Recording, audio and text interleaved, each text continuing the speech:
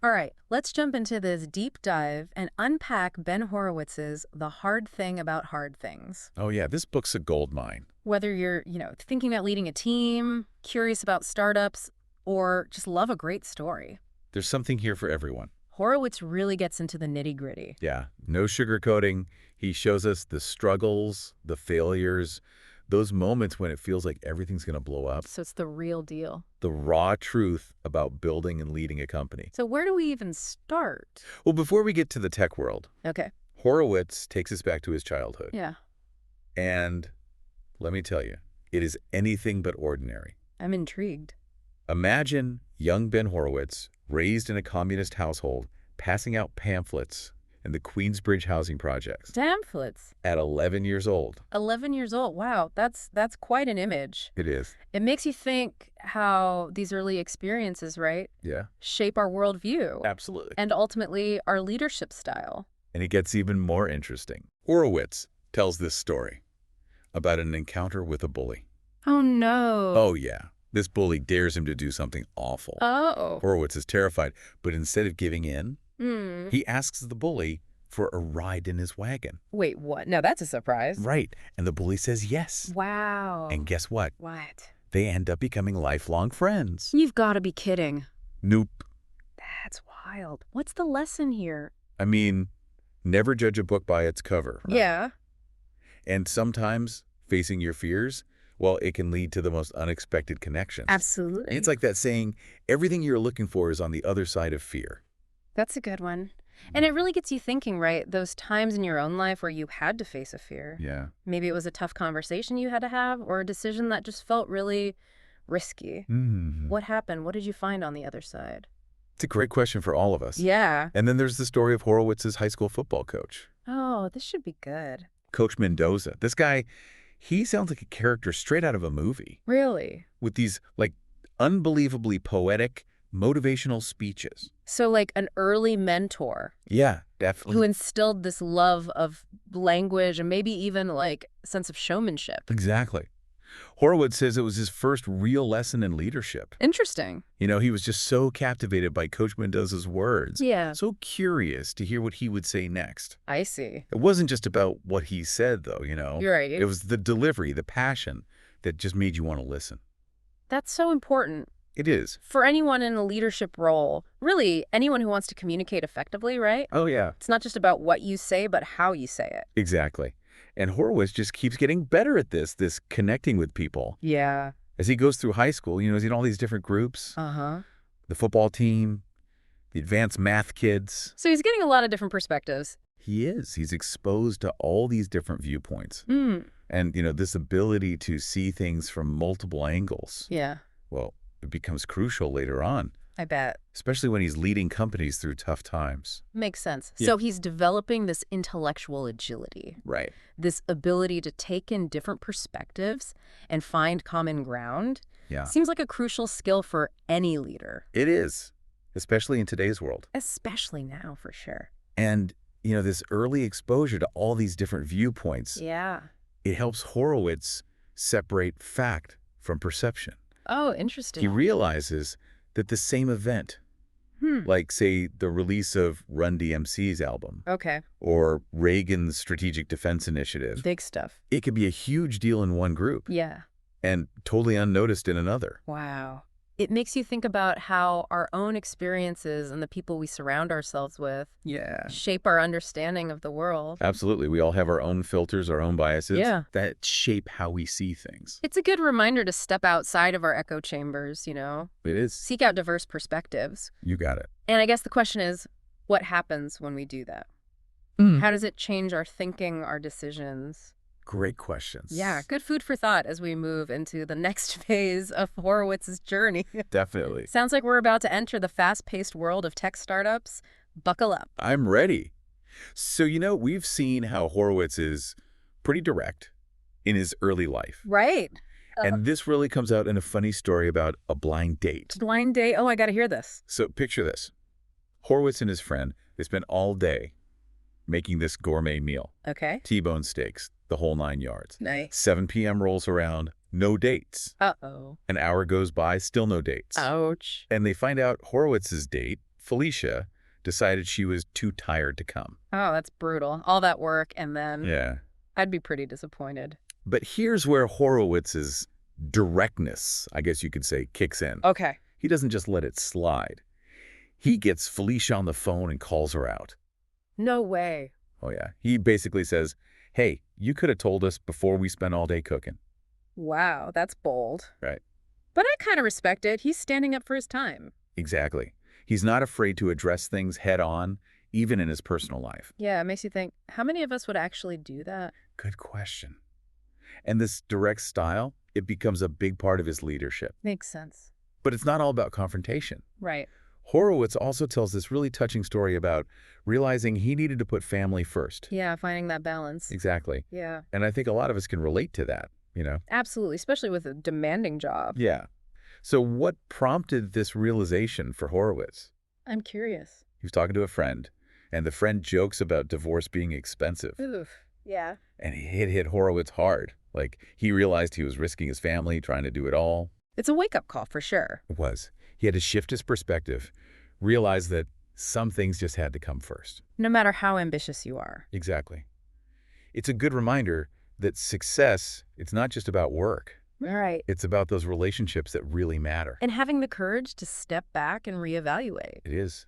Especially when you're in that startup whirlwind. For sure. And speaking of startups, this is where Horowitz dives into the tech world. Okay. He gets an interview at Netscape. Netscape, wow. Which at the time was, about to change the internet forever. Hard to imagine now, but I know, right? back then, people didn't really get the internet. Yeah, a lot of people thought it was just a fad. A fad, can you believe it? But Horowitz and Netscape's co-founder, Mark Andreessen, they saw the future. They did. A future where the internet connects everyone and everything. And Andreessen was only 22 at the time, right? 22. It's mind-blowing. Talk about a vision. It shows you age doesn't matter when it comes to innovation. Absolutely. It's about seeing the possibilities. That others might miss. Exactly.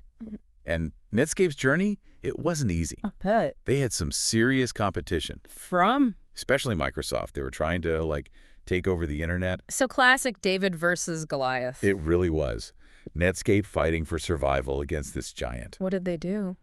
Well, one of their key moves was to offer a cheaper alternative to Microsoft's back office. Interesting. They partnered with companies like Informix and created this software bundle, way cheaper than Microsoft's. Bold move. It was, taking on the giant head-on. It's that nobody cares attitude. They found a way to compete. Exactly. And this spirit, it doesn't go away even after Netscape gets acquired by AOL. Okay. Horowitz and some of the Netscape team, they decided to start their own company. Which is? LoudCloud. LoudCloud, all right. And this is where his leadership really takes off. You could say that, Mm-hmm. but it's not all smooth sailing. I figured. LoudCloud had a rough start. Oh, yeah. They struggled to get funding. And then the dot-com bubble burst. Ouch. It was a near-death experience for the company. So the ultimate test. It was. Running out of cash, customers leaving, the whole tech industry falling apart. Wow, so what does he do? He does what great leaders do. Stays calm, figures out the situation, starts finding solutions. Easier said than done. Right. But he focuses on what he can control. Even when it feels like everything is out of control. Exactly. That ability to stay grounded in chaos, it's crucial. Absolutely. Where does he find that strength, though? What keeps him going? Well, he remembers the advice he got to look for a market of one when looking for investors. Meaning? Even in a tough market, you just need one person to believe in you. One person can make all the difference. They can. It's a reminder that even when everyone else says no, there's still hope. Yeah, don't give up. Exactly. And Horowitz also talks about mentorship, how important it was during those times. Interesting. Even someone like him needed guidance. Oh, yeah. He talks about Bill Campbell, Yeah, the Silicon Valley legend. Exactly. Mentored so many great CEOs. So what did Campbell do for Horowitz? He was a sounding board. Someone to give advice, support, especially for those tough calls. Having that outside perspective can be so valuable. It is. And Campbell helped Horowitz see things from different angles, challenge his own thinking. That's what good mentors do, but ultimately, the decisions were still Horowitz's to make. They were. And he had to make some really hard ones, including layoffs, even firing executives. Tough stuff. It is. But Horowitz offers some good advice on handling these situations. Like? Be honest with employees about the challenges. Admit failures. rebuild trust. Transparency, even when it hurts. Exactly. And this brings us back to that nobody cares idea. Right, taking responsibility, finding solutions. It is. Horowitz learned this from the football coach Bill Parcells. Oh yeah, I've heard of him. He told his general manager, nobody cares, just coach your team. Meaning, stop complaining and get to work. Exactly. And this applies to hiring, too. Horowitz tells a story about hiring Mark Cranny as his head of sales. Cranny? Yeah, and the team was against it. Why? Cranny didn't fit the usual mold of a sales guy. But Horowitz saw something in him. What? A deep understanding of sales, beyond the surface stuff. So, looking past appearances, valuing substance? Yes, and having the guts to go against the grain, even when others doubt you. Trusting your instincts. Exactly. It's a reminder that the best people for the job, sometimes they're the ones who challenge our expectations. They make us think differently. They do. Yeah. And that diversity of thought, it's so valuable when building a team. For sure. And when it comes to building a company, Horowitz has some interesting thoughts on culture. Okay, like what? He says culture isn't about perks or slogans. It's about the behaviors that get rewarded. It's about walking the walk. Exactly. He calls it shock therapy for culture, using unusual practices to reinforce values. Like that, Amazon's door desks. Those were interesting. Right. Meant to encourage being frugal. And at Andreessen Horowitz, they had late meeting fines. To emphasize people's time. I remember reading about that. Right, so it shows you, culture isn't just words on paper. You have to actively build it. You do. And it's a constant process. Horowitz also talks about management debt. Management debt? Yeah, those short-term decisions that have long-term consequences for the company's culture. Like technical debt, but for management. Exactly. You might cut corners now, but you'll pay for it later. It's about thinking long-term, even when there's pressure to deliver right away. It is. And it's a trap a lot of leaders fall into. Especially in the startup world. For sure. So, as we get to the end here, what are the big takeaways from Horowitz's book? Well, the biggest one is, building a company is hard. Yeah, no kidding. It's messy, it's challenging, and it's all about people. It's a human experience. It is. And Horowitz's book, it doesn't give you easy answers. Right. But it does give you lessons from someone who's been through it all. Who's made mistakes, face those impossible situations, and come out stronger. Exactly. It's about embracing the struggle, knowing there's no rule book. Forging your own path. You got it. Be bold, be honest, and never give up. Great advice. And Horowitz reminds us, there are no rules in entrepreneurship. So true. So the question I'll leave you with is, what's one rule in your world that you think needs to be broken? That's a good one. What would it take to challenge that rule and create something truly new and impactful? Okay, so we followed Ben Horowitz from, his unique childhood all the way through building companies like Netscape and LoudCloud. It's quite a journey. Now let's dig into what makes him such a strong leader, his management style, his ideas about company culture. One thing that stands out about Horowitz is his, radical transparency. Radical transparency. He believes CEOs, they need to be completely upfront with their employees, even when the news is bad. So no sugarcoating, no hiding the truth. Nope. It's about building trust through honesty. Makes sense. If you try to hide things, even with good intentions, I feel like it backfires. It does. Trust erodes. And trust, it's everything when you're building a team and going through tough times. It makes me think of that saying, people might not remember what you said, but they'll remember how you made them feel. That's a good one. And honesty, even when it's hard to hear, it builds respect and connection. Definitely. So this transparency thing, it's especially important during something like layoffs. Oh, absolutely. What's Horowitz's take on that? He says the message should never be like, this is great, we're getting rid of the weak links. Yeah. Instead, it needs to be, we messed up as a company, and to keep going, we have to let go of some really good people. Owning the failure. Exactly. Yeah. Being accountable. Recognizing that these decisions, they affect real people. It takes guts to say, we screwed up. It does. But that kind of honesty, that it can actually rebuild trust. Interesting. So what about firing an executive? I mean, that's got to be tough. It is. But Horowitz has a process for it. He sees it as a system failure, not just about the individual. Okay, so it's not about pointing fingers. Right. It's about figuring out why the wrong person was hired in the first place. Learn from it and improve the system. Build that accountability, but without just blaming people. Exactly. And when it's time to actually, deliver the news, Yeah.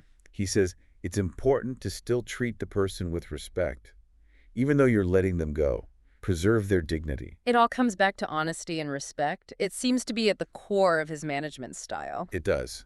And this brings us to one of his most, I guess you could say, blunt pieces of advice. Let's hear it. Nobody cares. Nobody cares.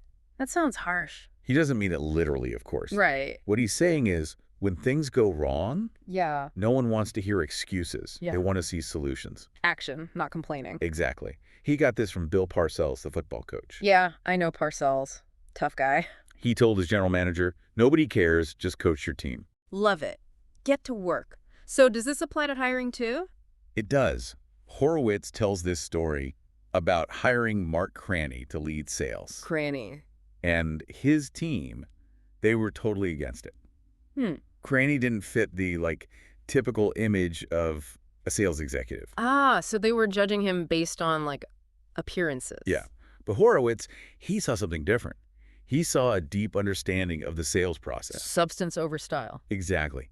And he had the courage to go against what everyone else thought. That's a big one, trusting your gut, especially when everyone else is doubting you. It is. It shows Yeah. that sometimes the best person for the job, they're the ones who don't fit the mold. They bring something new to the table. They do. Yeah. Make you think differently. And that diversity of thought, that's what makes a team strong.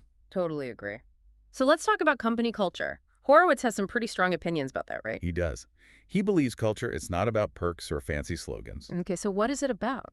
It's about the behaviors that get rewarded in a company. It's about what you actually do, not just what you say. Exactly. Walking the walk.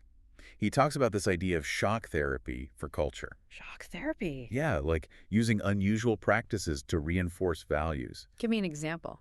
Think about Amazon's door desks. Oh, yeah, those were famous. Right, they were meant to encourage being frugal. Mm. And at Andreessen Horowitz, they fine people for being late to meetings. Respect people's time. I like that. Right. So you see, culture, it's not just some words written down. It's about action. Exactly. You have to actively create it and maintain it. And I imagine it's an ongoing thing, right? It is. And Horowitz talks about this idea of management debt. Management debt. What's that? Those short-term management choices that end up having a long-term impact on the company's culture. Oh, I see. So, you take a shortcut now, but it comes back to bite you later. Precisely. Yeah. Like technical debt, but for management. It's about being mindful of those long-term consequences, even when you're under pressure to get things done fast. Exactly. It's easy to fall into that trap, especially in the startup world. Well, as we wrap up this deep dive into the hard thing about hard things, Yeah. what are your final thoughts? What are the key things you want listeners to take away? Building and leading a company, it's tough. It's messy. It's full of challenges, and it's all about people. It's a human experience for sure. And Horowitz's book, it doesn't give you all the answers. Right. But it gives you real-world lessons from someone who's been there, who's made mistakes, who's faced those incredibly difficult moments, and who's come out the other side. It's about embracing those challenges, right? Knowing there's no set playbook. You got to figure things out as you go. Be bold, be honest. Don't give up on what you believe in. Exactly. And as Horowitz reminds us, there are no rules in entrepreneurship. That's the beauty of it. It's a blank canvas. It is. So as we leave you today, think about this. What's one rule in your world that you think needs to be broken? What would it take to challenge that rule and create something truly new, something that makes a real impact? It's about having the courage to question everything and to push the boundaries of what's possible. And that's what Ben Horowitz's story is all about. Thanks for joining us on this deep dive. We'll catch you next time.